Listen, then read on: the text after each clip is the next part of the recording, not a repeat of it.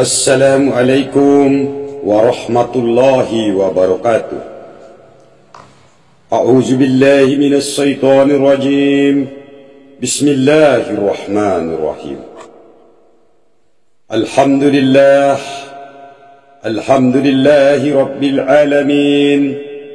Assalatu wassalamu asrafil anbiya'i wal mursalin. Sayyidina ya maulana Muhammadin wa ala alihi wa sahbihi ajma'in. Amma ba'du.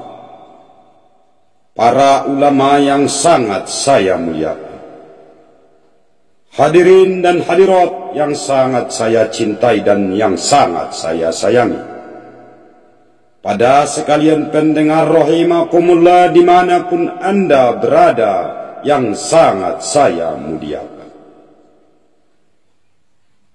Hadirin dan hadirat, hari ini saya cerita tentang kisah nabi-nabi kita.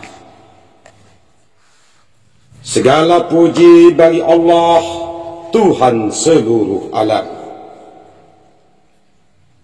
Selawat dan salam semoga dilimpahkan kepada Tuhan kita dan Tuhan para Rasul, yaitu Nabi Muhammad sallallahu alaihi wasallam. Juga kepada para sahabatnya dan kepada pengikutnya sejak terjadinya alam Islam sampai hari kiamat kelak nanti.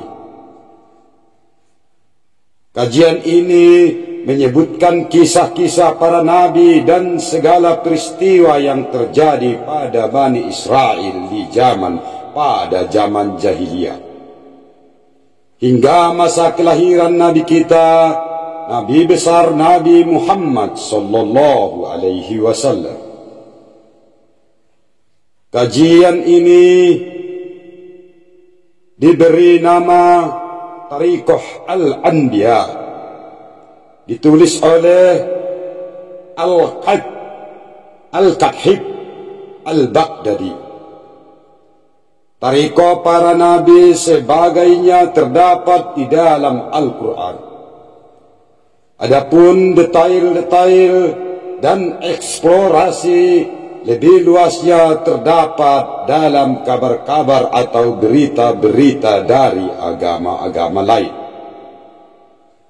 khususnya kaum ahli kitab Yahudi dan Nasrani. Oleh karena itu, kita mesti berdasarkan pada orang yang ahli dalam kedua agama itu, khususnya orang yang telah masuk Islam. Dalam hadis yang diriwayatkan oleh Al-Bukhari dalam kitab sahihnya dari Amr bin Al-As, bahwasanya Rasulullah sallallahu alaihi wasallam bersabda, "Sampaikanlah apapun dariku walaupun hanya satu ayat. Ceritakanlah apapun dari Bani Israel, tetapi jangan berlebihan. Ceritakan apapun juga dariku, dan jangan mendustakan atas namaku.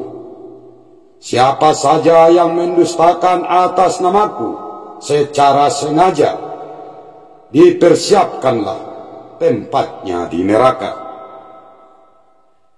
Kajian ini mengandung riwayat-riwayat Israiliyat yang menurut kami statusnya belum jelas.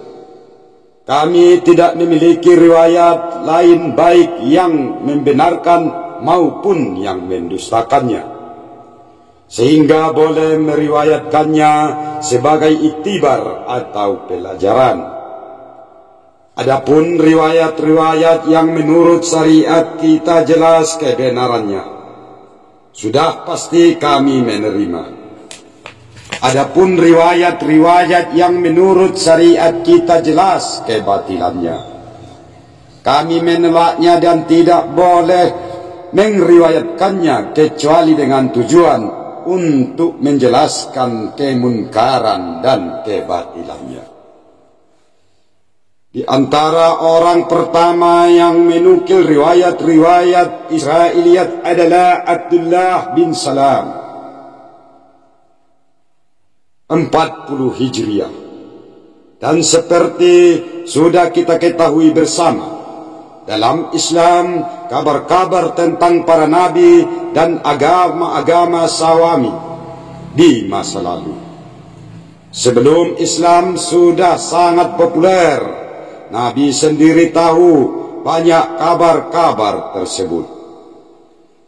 Dari Abdullah bin Umar, dia berkata, Nabi menceritakan kepada kami tentang Bani Israel hingga sampai subuh. Beliau tidak bangkit dari duduknya kecuali untuk mengerjakan solat.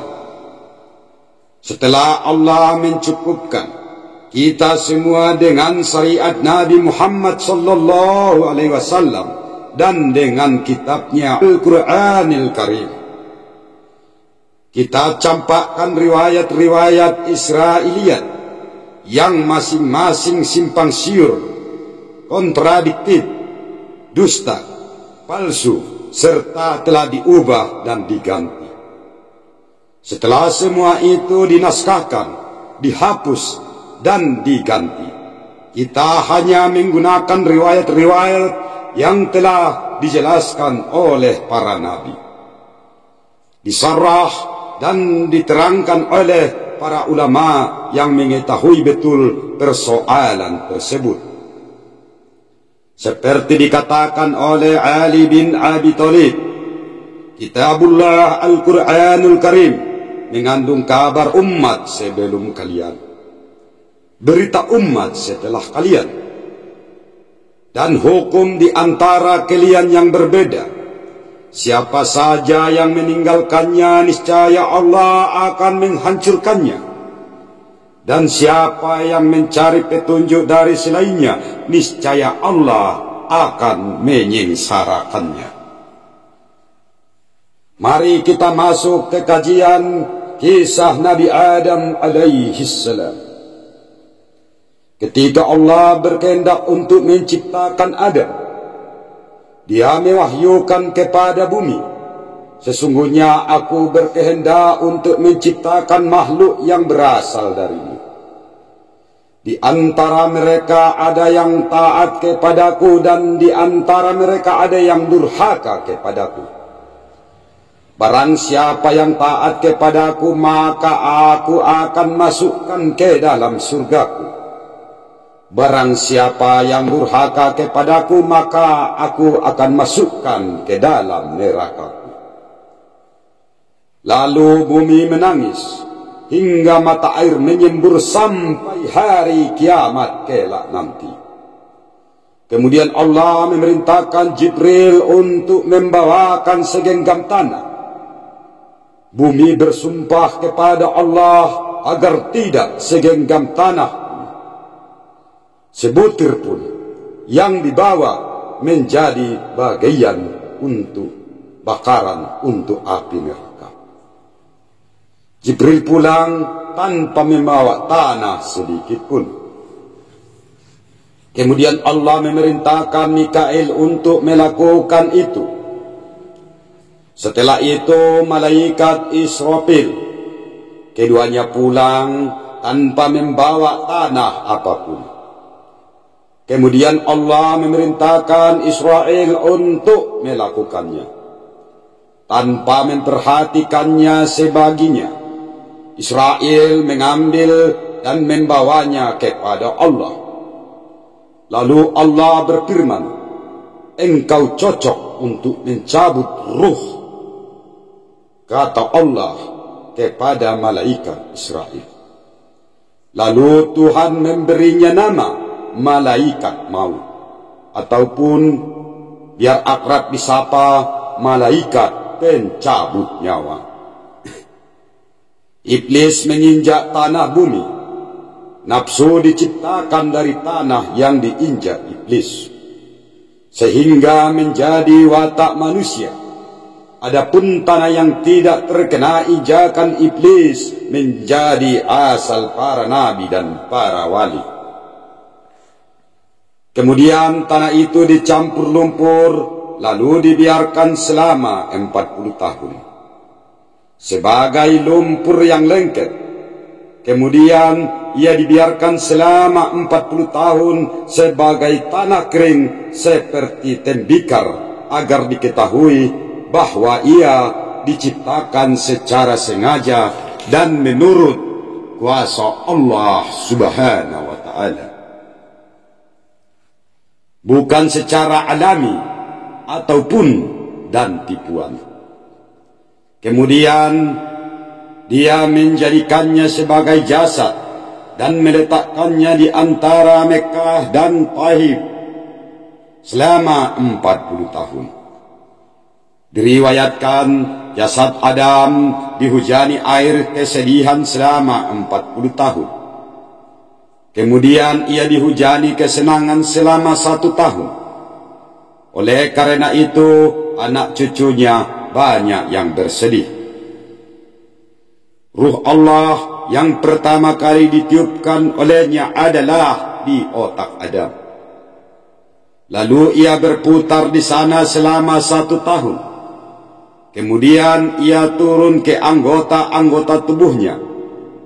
Lalu bersin, duduk, lalu berkata, "Segala puji bagi Allah, Tuhan semesta alam."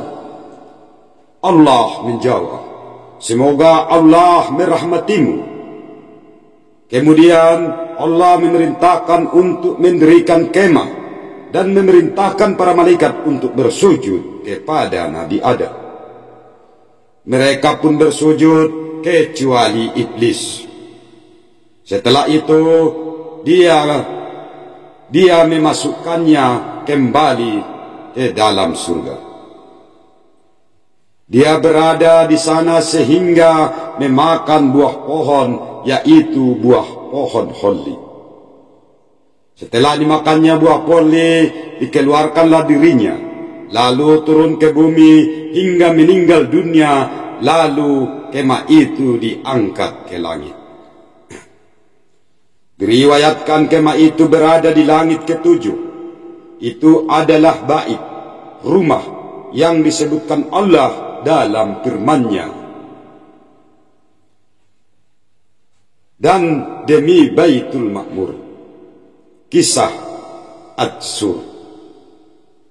Halaman 52 ayat 4. Artinya, rumah yang diziarahi, kata makmur diambil dari kata umroh, yang artinya adalah ziarah, bukan dari kata imarah. Ia sejajar dengan Baitul Haram. Para malaikat berhaji ke sana setiap hari. 70.000 malaikat memasukinya dan tidak kembali selamanya. Sebelumnya mereka tidak memasukinya sama sekali. Diriwayatkan setelah kemah itu diangkat, anak cucu Syed bin Adam membangun Baitul Haram di tempat kemah itu. Diriwayatkan dari Ibnu Abbas, orang pertama yang membangun Baitul Haram adalah Adam.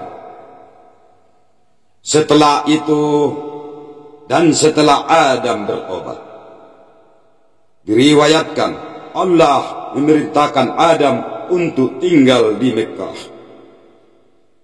Jadi dia ada di sana hingga wafat.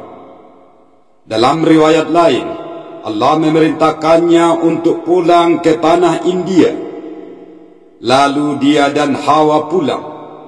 Diriwayatkan Allah menurunkan 8 hewan ternak untuknya sebagaimana firman-Nya. Ada 8 hewan ternak yang berpasangan 4 pasang, sepasang domba dan sepasang kambing. Kisah Al-An'am ayat 143. Dia juga menurunkan alat-alat besi untuknya, sebagaimana diriwayatkan oleh ahli kabar, yaitu landasan palu dari besi, palu dan catut alat tukang besi untuk mengambil besi yang dibakar, Alasannya karena dia tidak mungkin mengelola besi kecuali dengan 3 alat tersebut. Kemudian Jibril mengenalkan biji besi untuk dikelola, mengeluarkan besi dan membuat alat-alat yang dibutuhkan. Alat pertama yang dibuat dari besi adalah pisau, kemudian kampak, lalu tungku untuk membuat roti. Dengan izin Allah, Jibril mengajarkan pertanyaan agar Adam bercocok tanam dan menabur benih. Diriwayatkan ketika dia memberi benih gandum itu, dia bertanya, apakah aku akan memakannya? Lalu Jibril menjawab, jangan, tetapi bercocok tanamlah.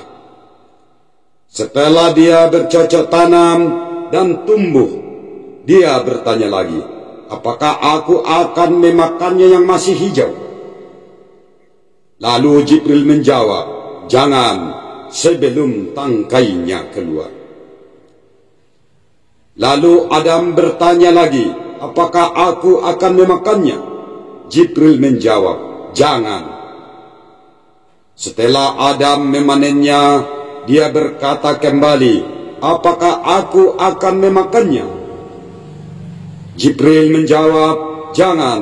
Jibril memerintahkannya untuk menebah dan membersihkannya. Setelah membersihkannya, dia bertanya lagi, apakah aku sudah bisa memakannya? Jibril menjawab, jangan, tetapi tumbuklah. Jibril kemudian mengajarkan menumbuk dengan lekuk telapak tangan. Setelah menumbuknya, dia bertanya lagi, apakah aku akan memakannya? Jibril menjawab lagi, jangan. Jibril memerintahkan untuk mengadonnya. Adam bertanya lagi, apakah aku akan memakannya? Jibril menjawab, jangan. Kemudian Jibril memerintahkan Adam untuk membuat roti. Lalu dia membuatnya. Setelah mengeluarkannya dari tungku, dia bertanya lagi, apakah aku akan memakannya? Jibril menjawab, jangan, tetapi bersabarlah hingga dingin. Jibril juga mengajarkan Adam cara menenun dan mengajarkan Hawa cara meminta. Adam mengambil bulu biri-biri betina.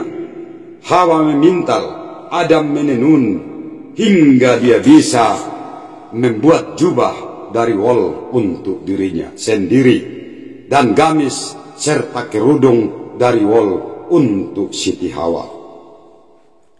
Ketika Adam merasa apa yang terjadi pada mereka adalah kesengsaraan, Adam berkata kepada Hawa, ini gara-gara perbuatanmu yang buruk.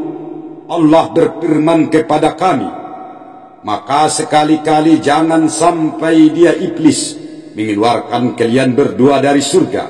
Nanti kalian berdua sengsara.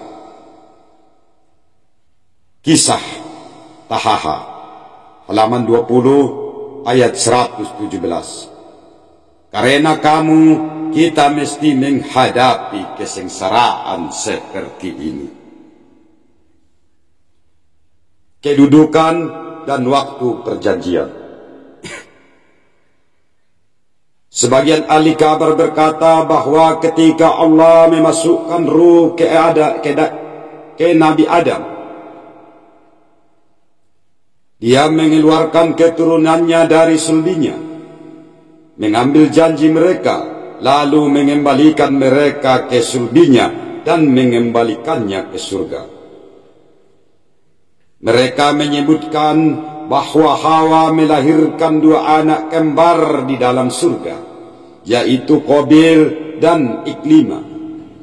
Diriwayatkan nama saudara Qabil di dalam Taurat adalah Kain. Mayoritas ahli kabar berkata bahwa pengambilan janji tidak dilakukan sebelum Adam masuk surga. Tetapi setelah Adam keluar dari surga, menurut kami ini pendapat yang lebih utama. Karena jika Allah mengambil perjanjian kepada Adam sebelum dimasukkan ke surga, maka Adam pasti telah mengetahui bahwa dia akan keluar dari surga, akan mati dan tidak kekal di sana, sehingga kehidupannya di surga tidak akan nyaman. Begitu juga dia tidak akan tertipu oleh ucapan iblis yang berkata kepadanya, sesungguhnya jika engkau memakan buah dari pohon itu, maka engkau kekal di surga dan engkau tidak mati. Kami telah menjelaskan persoalan ini di dalam Ma'ani Al-Quran. Para ahli kabar berbeda pendapat mengenai tempat di mana keturunan Adam dikeluarkan Allah dari sulbinya. Sebagai dari mereka berkata, tempat ini adalah lembah yang bernama Ar-Ruban, antara Mekah dan Taif. Ada yang berkata bukan di sana, tetapi di sebuah lembah yang bernama Bait Na'man, dekat Mekah. Ahli kabar yang lainnya berkata bahwa tempat pengambilan janji itu di India, di sebuah lembah bernama Ruban.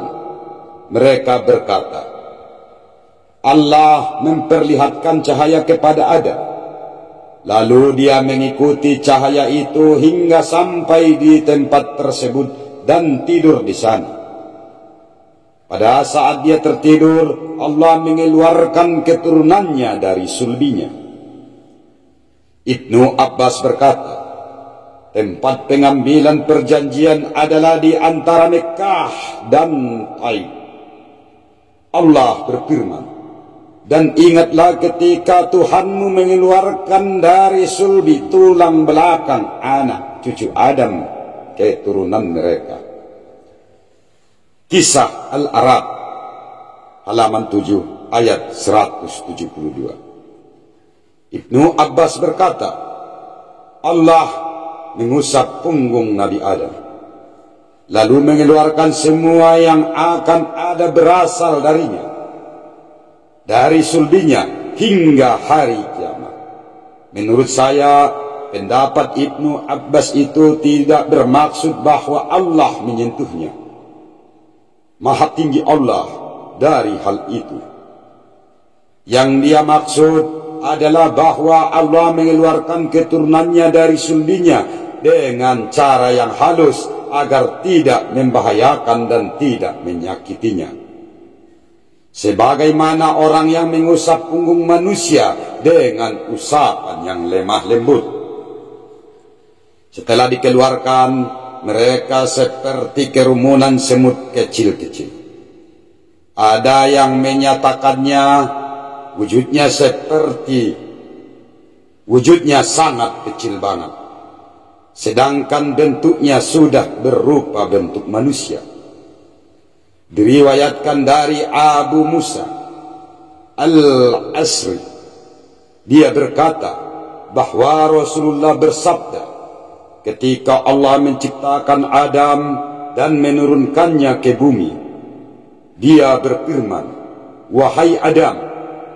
Adam menjawab, aku menyambut panggilanmu dan siap menerima perintahmu. Wahai Tuhanku. Tuhan bertanya, siapa yang menciptakanmu? Lalu Adam menjawab, engkaulah yang menciptakanku. Tuhan kembali bertanya, siapa Tuhanmu? Adam menjawab, engkaulah Tuhanku. Kemudian Tuhan lagi berfirman, aku akan mengambil perjanjian. Adam menjawab, baik. Selanjutnya Allah mengeluarkan Hajar Aswad dari surga. Putihnya seperti putih salju, cahayanya seperti cahaya matahari. Ketika tangan-tangan kaum musyrik menyentuhnya, maka ia menghitam. Jika orang yang mempunyai penyakit memohon kesembuhan dengannya, maka Allah menyembuhkannya. Lalu dia berfirman kepada Adam, usapkanlah tanganmu ke Hajar Aswad. Lalu Adam pun mengusapkan tangannya ke benda itu.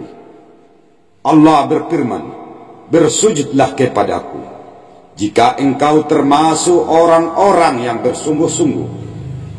Lalu Adam pun bersujud kepada Allah. Kemudian Allah mengeluarkan keturunannya dari punggungnya. Dia memulai dengan para nabi, diawali dengan Muhammad sallallahu alaihi wasallam. Oleh karena itu dia berfirman, dan ingatlah ketika kami mengambil perjanjian dari para nabi dan dari engkau sendiri, dari Nuh, dari Ibrahim, dari Nabi Musa dan Isa putra Maryam. Kisah Al-Ahzab halaman 33 ayat 7. Setelah Allah mengeluarkan Muhammad dari punggung Adam, lalu Allah berfirman, wahai Muhammad. Beliau menjawab, aku menyambut panggilanmu dan siap menerima perintahmu, wahai Tuhanku.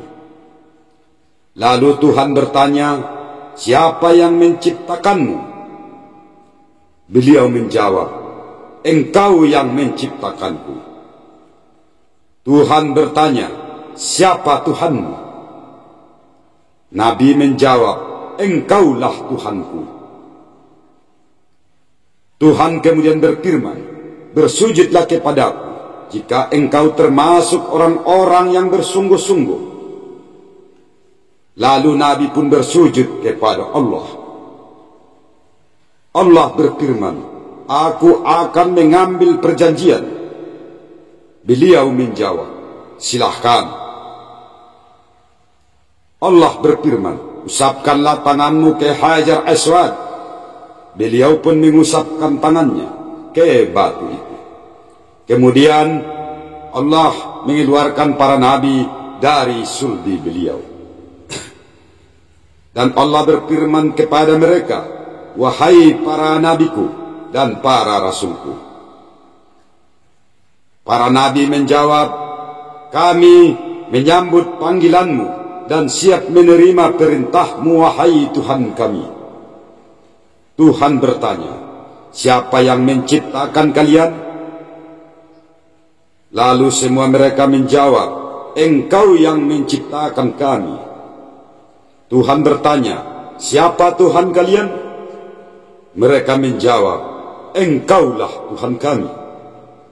Allah kemudian berfirman, bersujudlah kepadaku, jika kalian termasuk orang-orang yang bersungguh-sungguh.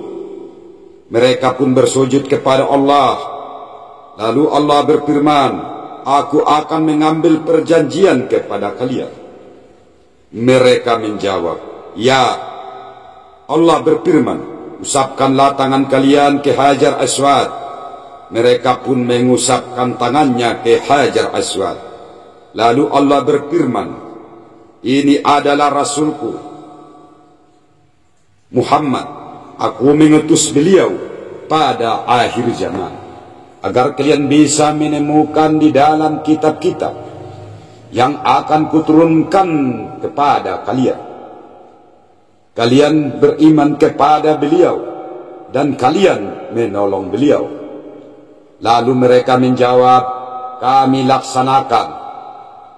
Allah berfirman, usapkanlah tangan kalian ke Hajar Aswad demi beliau. Mereka pun melakukannya.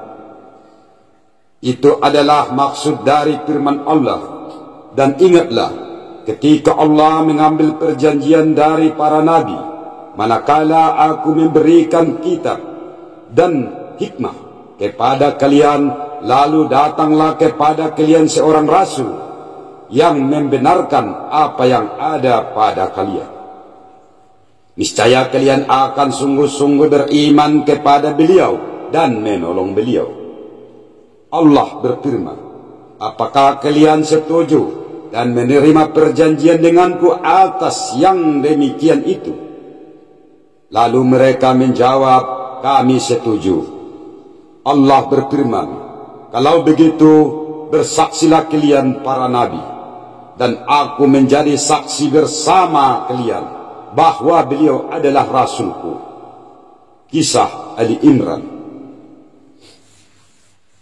Kemudian Allah mengeluarkan keturunan Adam dari sulbinya dan berfirman kepada mereka, wahai anak-anak cucu Adam. Mereka menjawab, kami menyambut panggilanmu dan siap menerima perintahmu, wahai Tuhan kami. Lalu Tuhan bertanya, siapa yang menciptakan kalian?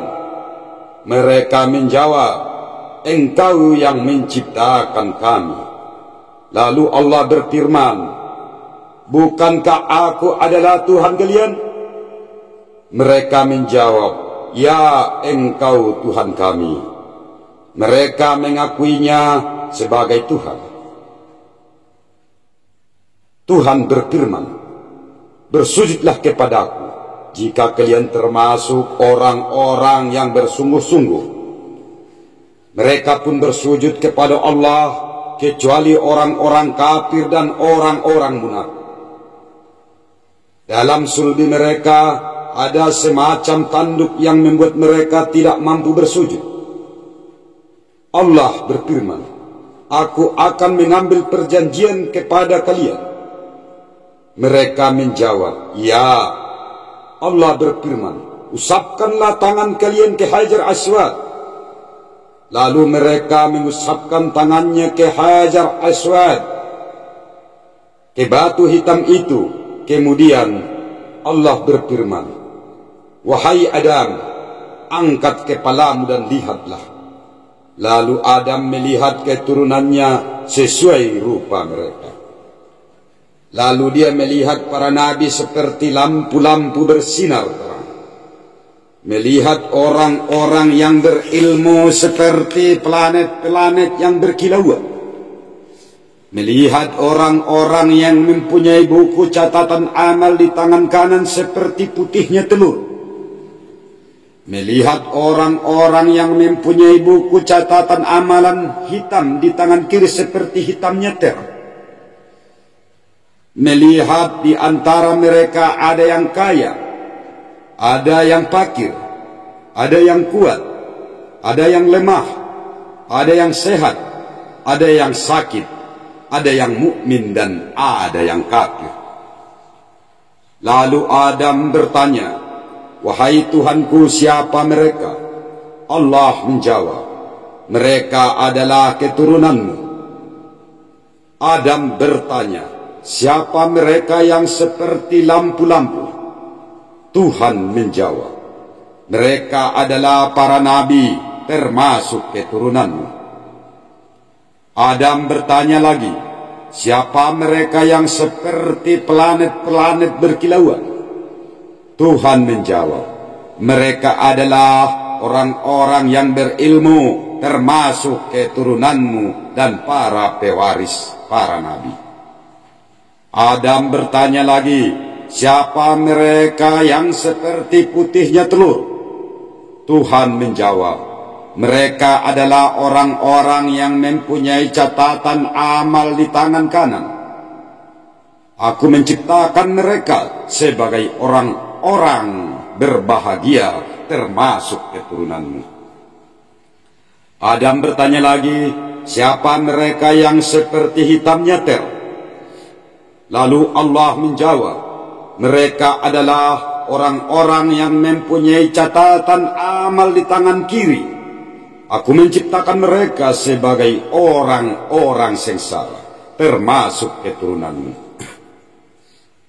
Adam bersabda, wahai Tuhanku, seandainya engkau menyamakan di antara penciptaan mereka semua. Allah menjawab, wahai Adam, sesungguhnya aku adalah maha terpuji. Aku suka dipuji. Oleh karena itu, aku menjadikan mereka bermacam-macam agar mereka bersyukur kepadaku. sesuai kemuliaan yang aku berikan untuk orang-orang yang aku muliakan. Kemudian Allah berfirman, wahai Adam, sesungguhnya aku menciptakan langit dan penghuninya. Aku menciptakan bumi dan penghuninya. Aku menciptakan surga dan penghuninya. Aku menciptakan neraka dengan penghuninya. Kemudian dia membagi mereka menjadi dua macam. Ada yang berada di tangan kanan Aras, dan ada yang berada di tangan kiri Aras. Diriwayatkan ada yang berada di kanan Adam, dan ada yang berada di kirinya Adam. Kemudian Allah berfirman, mereka berada di surga, dan aku tidak peduli. Mereka berada di neraka, dan aku tidak peduli. Kemudian Rasulullah membaca ayat, dan ceritakanlah Muhammad kisah Idris di dalam kitab Al-Quran, kisah Maryam, ayat 56. Idris adalah kakek Nuh, namanya adalah An-Nuh. Henok, yaitu An-Nuh bin Mihyadhil bin Barij bin Kinan bin Anus bin Sid bin Adam. Diberi nama Idris karena dia banyak deras belajar buku-buku. Dia adalah tukang jahit, orang pertama yang menulis dengan pena, orang pertama yang menjahit baju dengan memakai baju jahitan. Sebelumnya orang-orang memakai kulit. Dia juga orang pertama yang membuat senjata dan memerangi orang-orang kafir. Dan orang pertama yang memikirkan ilmu hisab. Lalu Allah berfirman, sesungguhnya dia seorang yang sangat mencintai kebenaran dan seorang nabi, dan kami telah mengangkatnya ke martabat yang tinggi, surga. Kisah Maryam ayat 56 sampai 57. Diriwayatkan yang dimaksud martabat yang tinggi adalah martabat tinggi di dunia. Dalam riwayat lain, Idris diangkat ke langit keempat. Diriwayatkan Rasulullah melihat Nabi Idris di langit keempat pada malam Mikras itu.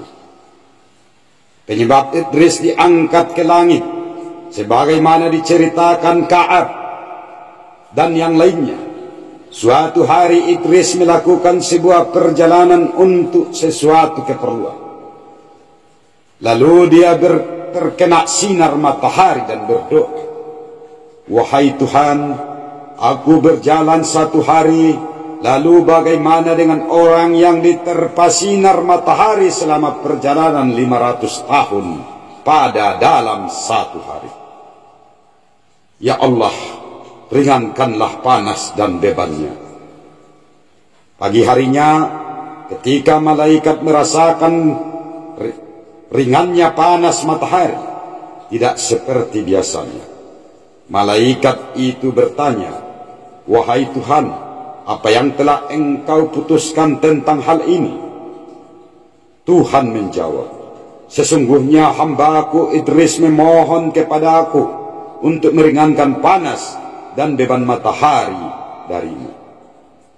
Malaikat itu memohon, wahai Tuhan, buatkanlah pertemanan antara aku dan dia. Tuhan pun mengizinkannya hingga dia mendatangi Idris. Idris meminta, aku diberitahu bahwa engkau adalah malaikat paling mulia dan paling kuat di sisi malaikat maut. Maka mohonkanlah untukku agar dia mengundurkan ajalku, sehingga aku bisa semakin bertambah syukur dan beribadah. Malaikat itu berkata, Allah tidak mengundurkan ajal seseorang ketika telah tiba, tetapi aku akan membicarakannya. Kemudian malaikat itu mengangkatnya ke langit dan meletakkannya di sisi tempat terbitnya matahari. Selanjutnya malaikat itu mendatangi malaikat maut dan berkata, "Aku ada perlu denganmu." Malaikat maut bertanya, "Apa itu?" Dia menjawab, "Temanku dari kalangan anak cucu Adam memohon kepada untuk mendatangimu, agar engkau memundurkan ajalnya." Malaikat maut menjawab, "Itu bukan kewenanganku. Tetapi jika engkau mau, aku akan memberitahumu tentang dirinya. Kita bisa mengetahuinya." Dia menjawab, "Ya." Lalu malaikat maut melihat buku catatannya dan berkata, "Engkau berbicara kepada aku tentang seorang manusia tidak wafat selamanya." Dia bertanya, "Bagaimana?" Malaikat maut menjawab, "Aku tidak menemukannya wafat kecuali di tempat terbitnya matahari." Dia berkata, "Aku mendatangimu dan aku meninggalkannya di sana." Malaikat maut berkata, "Pergi dan lihatlah. Engkau akan mendapatinya telah wafat. Demi Allah, ajal Idris sudah tidak tersisa sedikit pun." Lalu malaikat itu kembali dan menemukannya telah wafat. Para ahli berbeda pendapat. Apakah Idris hidup di langit atau sudah wafat? Sebagian dari mereka berkata, dia masih hidup. Mereka berkata bahwa ada 4 nabi yang masih hidup. 2 nabi hidup di bumi, yaitu Nabi Allah Khidir dan Nabi Ilyas. 2 nabi hidup di langit, yaitu Idris dan Isa. Wahab berkata, setiap hari pahala ibadah Idris diangkat ke langit seperti pahala semua penduduk bumi pada zamannya. Sehingga para malaikat takjub dan malaikat maut merindukannya. Lalu dia memohon izin kepada Tuhannya untuk mengunjungi Idris.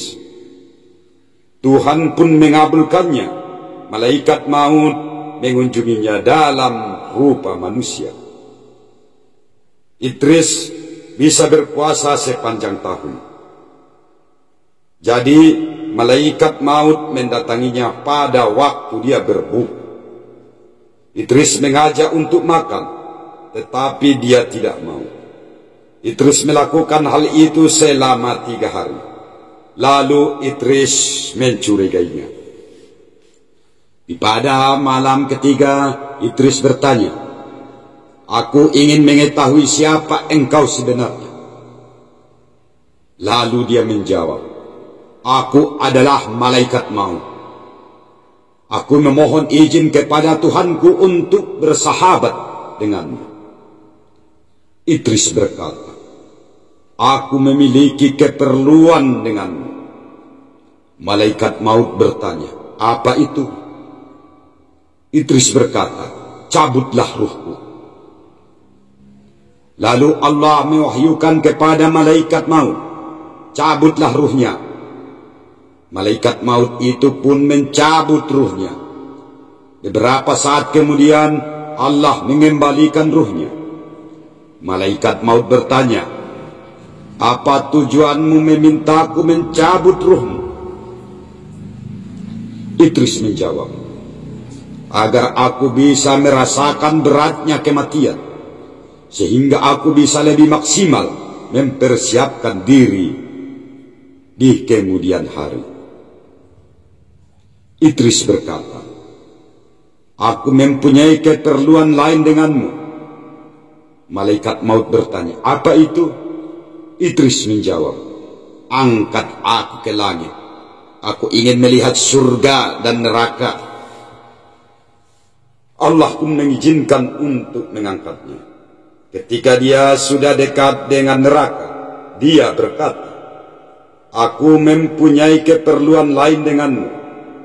Malaikat maut bertanya, apa yang engkau inginkan? Dia berkata, mintalah kepada malaikat Malik agar dia membuka pintu-pintu neraka untukku, sehingga aku dapat memasukinya. Malaikat maut pun melaksanakannya. Kemudian dia berkata, sebagaimana engkau memperlihatkan neraka kepadaku, perlihatkanlah surga kepadaku.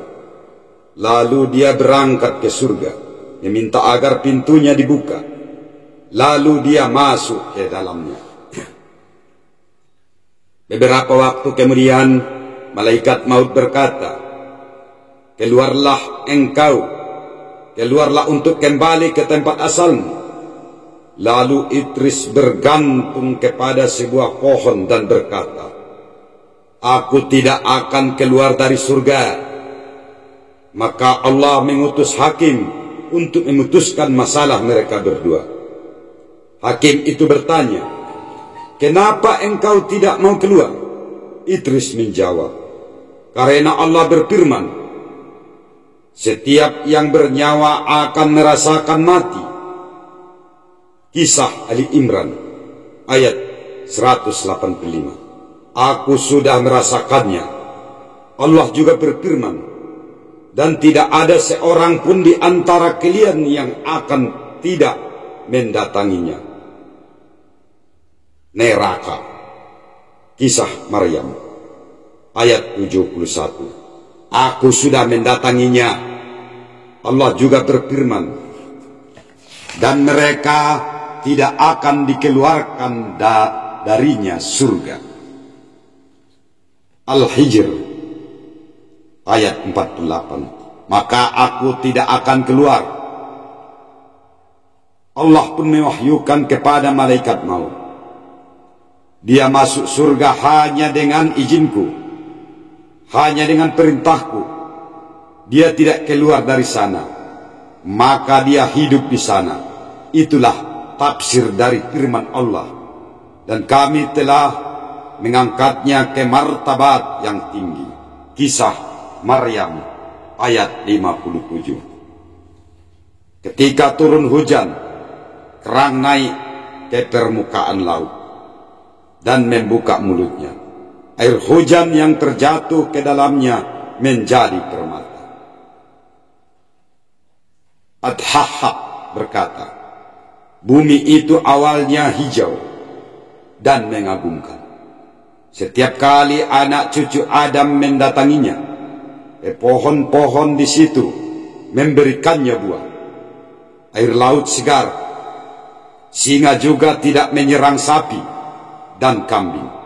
Setelah Qabil membunuh Habil, bumi bergetar, pepohonan mengadu, air laut menjadi menggerimis, hewan-hewan saling menyerang, dan setiap kali orang menyaringkan suaranya untuk berbunyi, maka dua setan dikirimkan ke atas bahu kanan dan kirinya, terus menerus menginjak-injaknya hingga dia terdiam.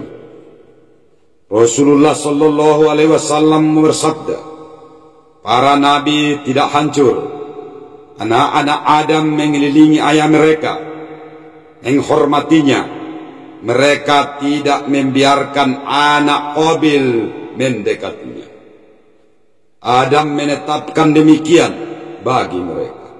Lalu iblis mendatangi Qabil dan anaknya, kemudian berkata, apakah kalian ingin aku buatkan rupa ayah kalian untuk kalian, seperti jasadnya yang sudah mati, agar kalian bisa mengelilinginya juga? Mereka menjawab, ya iblis. Iblis pun melakukannya. Mereka meletakkan, mengelilinginya dan merasa gembira. Beberapa lama kemudian, setiap kaum dari mereka membuat rupa seperti itu untuk diri mereka sendiri di tempat mereka. Seiring berjalannya waktu, mereka kemudian menyembahnya. itulah awal penyembahan berhala.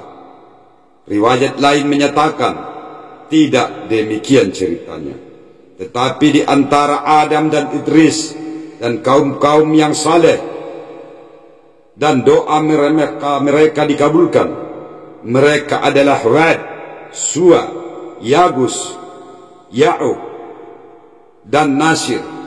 Setiap satu di antara mereka wafat, keluarganya membuat bentuk yang menyerupai serupanya, agar mereka tenang di sisinya. Pada waktu itu, membuat rupa tidak diharamkan. Setelah sekian lama berlalu, ada orang-orang terdahulu punah. Iblis mendatangi orang-orang yang belakangan dan berkata, ini adalah Tuhan-Tuhan yang seyogia. Seyogia disembah. Dia membawa mereka untuk menyembah berupa tersebut. Berhala-berhala itu tetap ada hingga zaman Jabinu. Itulah tafsir dari firman Allah. Jangan sekali-kali kalian meninggalkan penyembahan Tuhan-Tuhan kalian, dan jangan pula sekali-sekali kalian meninggalkan penyembahan Wad, Suwa, Yakub, Ya'uq, dan Nasir. Nuh, kisah Nuh di ayat 23. Sampai di sinilah dulu kajian kita di hari yang berbahagia ini. Akhirul kalam wa akhiru da walhamdulillahi rabbil alamin. Assalamualaikum